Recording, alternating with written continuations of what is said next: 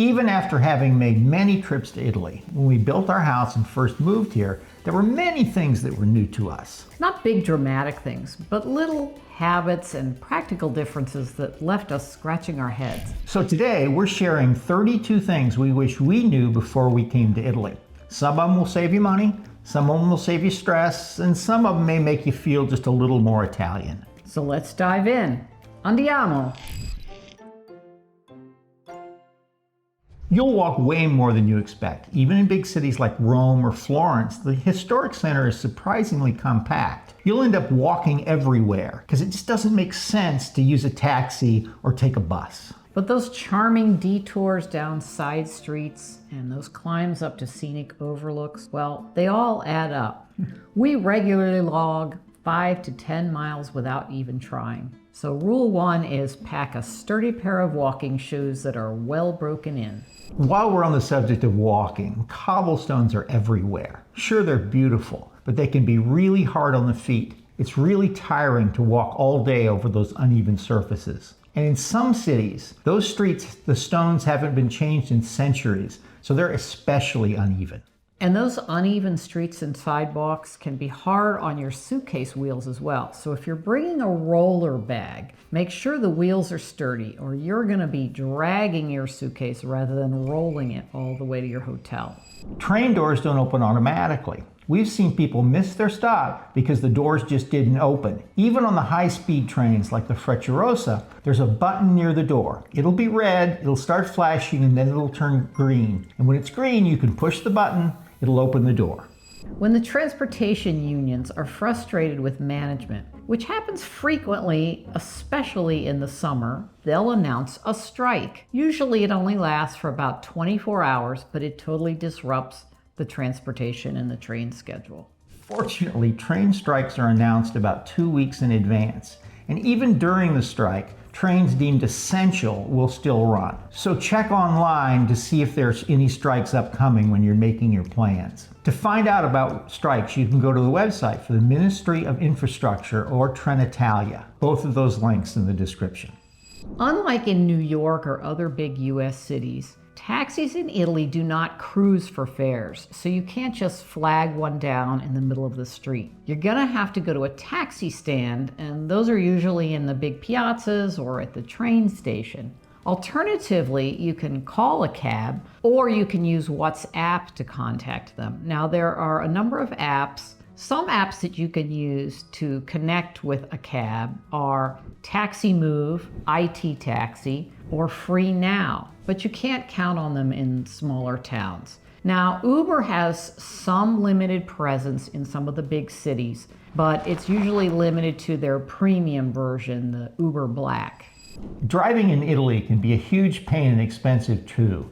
These cities with their labyrinths of streets that were laid out years ago can be a nightmare to navigate. And many central cities have something called the ZTL. It's a traffic limited zone where you can't go in unless you're authorized. Now, if you do go in and are caught by one of the cameras, you can be sent a ticket for €100, €150 that you won't receive until a long time later. Our advice, unless you really know what you're doing, just don't drive in city centers at all. Park outside and walk in.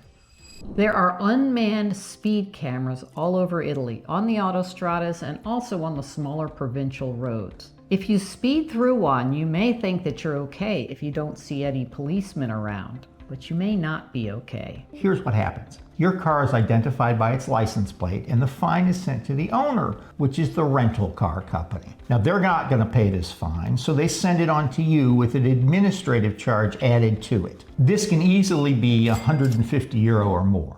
If you ignore the notice, well, the rental car company will just charge your credit card. So our advice is pay attention to the speed limit and for sure just don't go faster than the locals are driving around you. You may not get the breakfast you're used to. Breakfast isn't a big meal for Italians. Usually they'll have a cup of coffee and a cornetto. So if you're looking for bacon, eggs, waffles, pancakes at your hotel, you're likely going to be disappointed, unless it's a big hotel catering to British and US tourists. Now, often you can find these items out in a piazza in a big tourist city, and you can have your American or your British breakfast. Italian food isn't a good way to describe the cuisine that you get in Italy. And that's because Italians are fiercely regional in terms of their culture and especially their food. In particular, popular dishes in the South would be very different than the popular dishes up north. In fact, the food varies not only by region, but often by province and by city. And each area is very proud of its special dishes. Order those local dishes and embrace the variety. It's part of the excitement of the trip. Italian food in Italy is not the same as the Italian-American food you may be used to from the United States. Take, for example, spaghetti and meatballs. Now, that's a popular food in the United States, but you really won't get that in Italy in most places except maybe a few places in the South. You'll get spaghetti and you'll get meatballs, but they won't come together as one dish normally. Another popular Italian-American dish is fettuccine alfredo. Now, there is a fettuccine alfredo that was invented in Rome, but it's not the same dish. The dish in Italy has a sauce of just butter and Parmigiano cheese, while the American version adds cream and often a lot of other ingredients, making the sauce very thick. Let's go a step further. Many times in the US, they'll add chicken to the recipe, so you'll have chicken fettuccine alfredo. Now, I'm going to tell you that you will never, ever find a pasta dish in Italy that has chicken in it. They just don't do that. And on with other examples. So don't be surprised if you don't see the dishes you expect on the menu in Italy. Order those local dishes. Embrace the variety. It's really part of the fun of the trip. Absolutely. Now, when you go out to eat in Italy, it may appear that your server is ignoring you and not coming over all the time to ask you how you're doing. And that's because in Italy, eating out is a social occasion, and people go out for sometimes 2 to 3 hours to enjoy time with their family or friends. And the servers don't want to get in the middle of that or interrupt what you're doing or what you're talking about. So they'll just stand back. That doesn't mean they're ignoring you. It doesn't mean it's bad service. You just have to make eye contact, maybe give them a wave, and they're happy to come over and get you whatever you need. This even applies to bringing the check. It won't just show up automatically. They're not trying to turn the table and rush you out the door. So when you do want the check, just get the waiter's attention, and the way to ask him in Italian for it is to say, "Il conto per favore." Italians drink water with just about every meal, but it's bottled water, not tap water. And you can get either naturale or still water, or you can get frizzante, which is sparkling water. It'll come chilled, but it won't have ice. And if you want a refill, you're going to have to buy another bottle. Likewise, soft drinks come in bottles, not from a soda fountain, and the bottles are small, and there are no refills. So the concept of a large glass with ice and Coke and a bottomless Coke, you just won't find that in Italy. You're going to have to wait till you get back to the US. We like to think of Italian bread as wonderful, but if you are in Florence or Siena or frankly anywhere in central Italy, you'll find that the bread is rather bland and tasteless. That's because it's made without salt, and that goes back to a centuries-old tradition stemming from salt taxes. Now, the good news about having bland and tasteless bread is that you won't be tempted to fill up on the bread before your meal comes. Asking for substitutions is just not a thing in Italy. The dish is the dish. It's not rudeness, it's culinary pride. So asking for a swap of ingredients or a sauce on the side may just get you a polite no. Now, it's fine to ask about ingredients if you've got a dietary restriction or there are foods that you just don't like. Those questions are perfectly normal. But it's good to know that in most restaurants, the allergens in the foods are indicated on the menu. In fact, it's an EU regulation that restaurants provide that information. And if they have a printed menu, you will actually see that, and they'll have a little key that describes everything like gluten and so forth. Now, if the menu is, for example, handwritten on a chalkboard, then all you need to do is ask.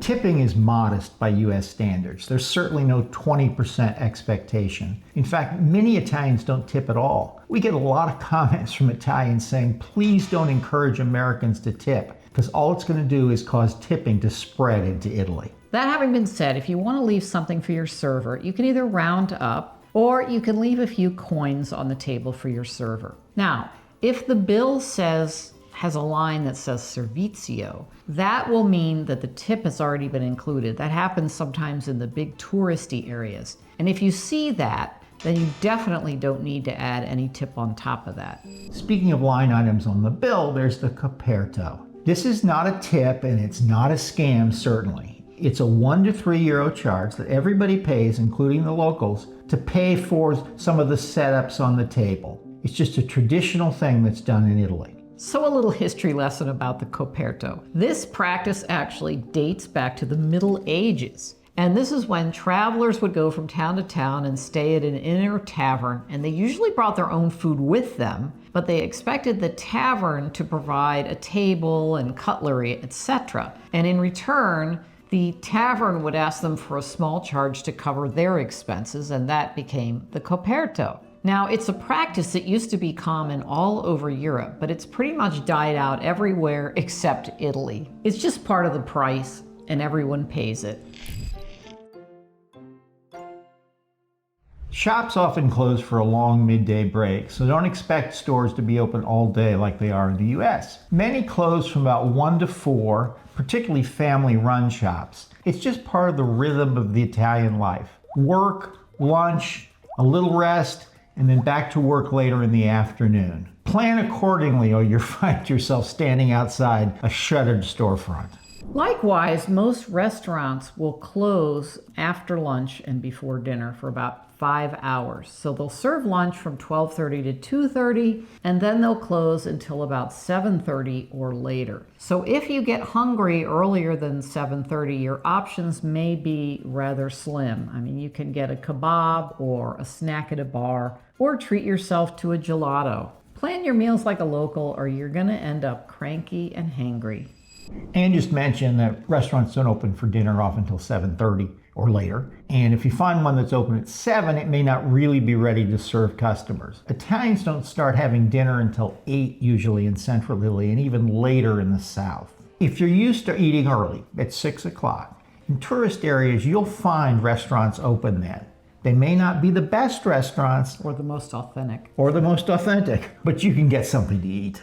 Yeah. Many major museums like the Uffizi in Florence or the National Gallery in Rome are closed on Mondays. And then other churches and archaeological sites will be closed normally 1 day a week, but it does vary. So what you should do is really check the websites for each of those while you're building your itinerary so that you're not disappointed and show up to visit a site on a day that it's closed. Also, it's good to know that most restaurants are also closed 1 day a week, at least.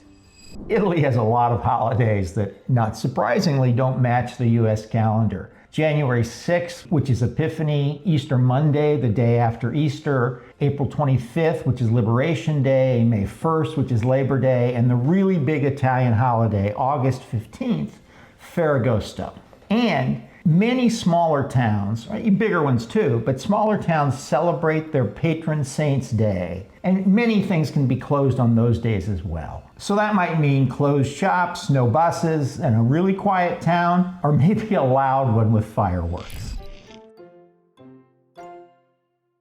Cash is still common in Italy, and while pretty much all hotels, restaurants, and museums do accept credit cards, when you get to the smaller bars and shops and kiosks, they may have a minimum charge that they'll let you use a credit card, or they may prefer cash. And when you get to smaller towns, cash really is king. So what we tend to do is we'll travel with a couple of credit cards and maybe 200 to 300 euro in cash.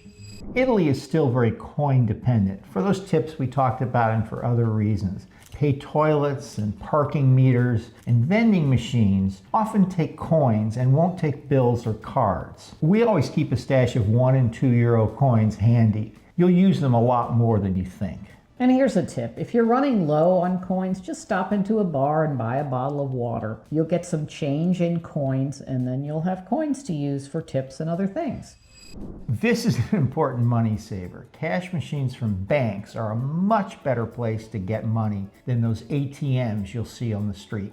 What you're looking for is a machine that's part of a bank building and it's labeled Bankomat. You'll see many blue and yellow mostly machines labeled ATM all over town. They have horrible exchange rates and high fees. And also avoid those storefronts that say change or currency exchange. They'll also hammer you on fees and exchange rate. The first floor is not the ground floor. In Italian buildings, the piano terra is the ground floor or floor zero. And the first floor or primo piano is actually what we would consider the second floor. So when your hotel or Airbnb has you booked onto the first floor, know that you're going to be one flight up from the ground floor, and it may be a long and steep marble staircase that you have to drag your suitcases up. Air conditioning in buildings in Italy can be weak or even non-existent. What you would consider cool in a hotel in the US is not what you're going to get in Italy. Often the air conditioning system is centrally controlled. So even if you have a thermostat in your room, you may not be able to set it below 74 degrees or 23 degrees Celsius. And in historic buildings, they may have limits on when the air conditioner can be used or may not really have it at all. Make it a fan. So you probably won't be sweltering, but you'll be hotter than you are used to being in the US. If you're visiting Italy in the fall or the spring, you should know that you can't turn the heat on whenever you want, even if it's cold out. Heating is regulated by law and it varies by region. So for example, if you're in Rome or Florence, heating is only available between November 1st and April 15th. So if you're there in April or October and you're feeling cold, well, you just better put a sweater on. If you see on the listing that an Airbnb has a washer, don't assume that it's going to have a dryer. Dryers are rare in Italy. So what you're going to need to do is dry your clothes on a clothesline or a drying rack. And of course, that might take a long time if you've got some heavier, bulkier items. Like jeans, for example. When it comes to coffee, it's uncommon to find a choice of different sizes that you can get, or to get coffee to go. Italians drink coffee in two ways. They either drink it very quickly when they're alone, or they drink it slowly and leisurely when they're with friends. So it's common to see someone enter the bar and drink a coffee and be out of there in 2 minutes or less. Coffee sipped over time is a social occasion. You sit and enjoy, you don't sip and walk. And Italian coffees really come in a size particular to the actual drink that you're having. So espresso comes in a very small cup and cappuccino comes in a bigger cup. And those are the two main sizes. And speaking of cappuccino, Italians see that as a breakfast drink. They have that first thing in the morning with a little bit of sweet something.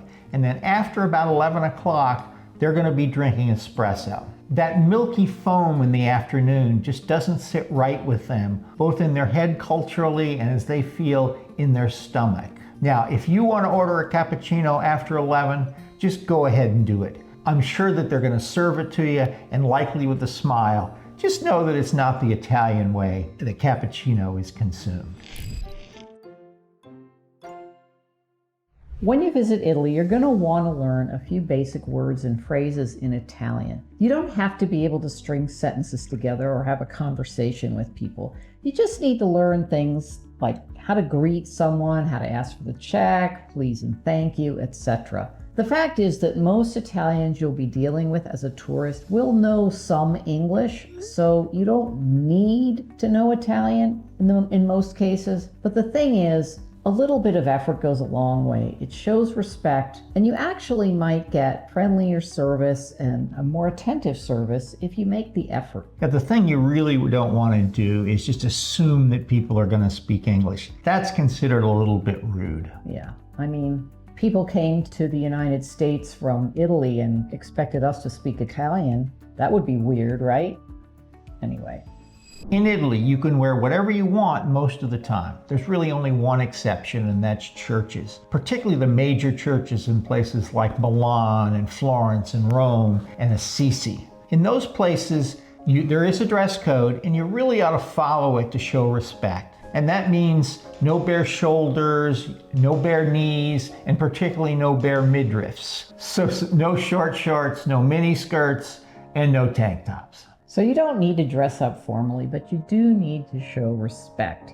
A light shawl or a scarf in your bag will save the day if you're caught short, and it'll keep you from being turned away at the door of the church. Now, if you don't have a shawl or a scarf to cover up with, a lot of times in the piazza outside of the church, there are kiosks which will sell you something cheap that you can cover up with so you can be allowed in.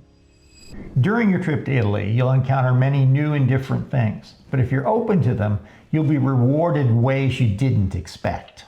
And once you stop fighting the differences and start embracing them, well, that's when the magic happens. If this video helped you prepare for your trip or reminded you of your first trip and the things you encountered, please give us a comment below. And don't forget to subscribe to get some more real-world tips about traveling to Italy. Ciao for now. A presto!